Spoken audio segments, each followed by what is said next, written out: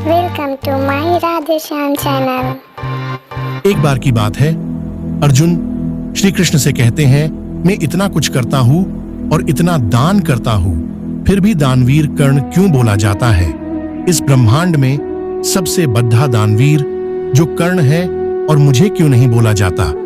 अब कृष्ण इस बात पे मुस्कुरा जाते हैं। श्री कृष्ण अर्जुन को बोलते हैं, चलो मेरे साथ।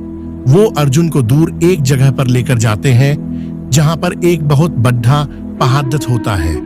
और श्री कृष्ण जैसे ही वो पहाड़दथ को छूते हैं, पहाड़ पूरे का पूरा सोने का बन जाता है। और वो अर्जुन को बोलते हैं कि ये पहाड़ मैं तुम्हें देता हूं और इस सोने को तुम लोगों के बीच बांट दो। अब अर्जुन वहां खड्डीरेहे हो जाते हैं और आसपास के गांवों में घोषणा कर देते हैं कि मैं अर्जुन सोना बांटने वाला हूं और आप सबकी जरूरतें पूरी हो जाएंगी और आप आए और सोना लेकर जाए। अब अर्जुन रोज सुबह से शाम तक सोना बांटने लग जाते हैं। अर्जुन रोज सोना बांट रहे होते हैं और लगातार सोना बांट रहे होते हैं तो अर्जुन थक जाते हैं और थक जाने के बाद अर्जुन बोलते हैं, मैं इतना सोना दे रहा हूं।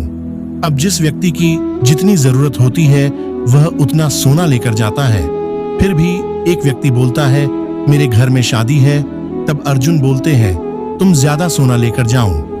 कोई व्यक्ति बोलता है, मेरे घर में मेरी माँ बीमार है।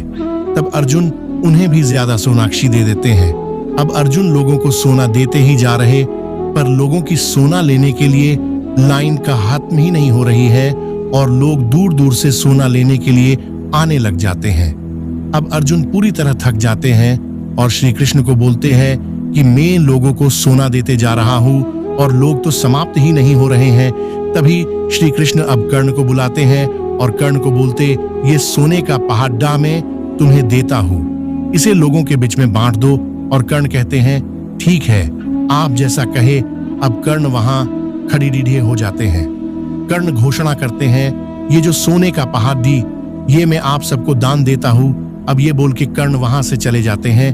अब कर्ण के जाने के बाद श्री कृष्ण बोलते हैं, अर्जुन से जब तुम सोना दे रहे थे और तुम कौन होते हो ये ठहराने वाले की, किसे कितना सोना देना है? और तुम जब सोना दे रहे थे तब तुम खुद की तारीफ सुनने के लिए दे रहे थे, जबकि ये सोना तुम्हारा था ही नहीं। जब कर्ण आया और उन्होंने सिर्फ लोगों में घोषणा कर दी, सब सोना ले लो।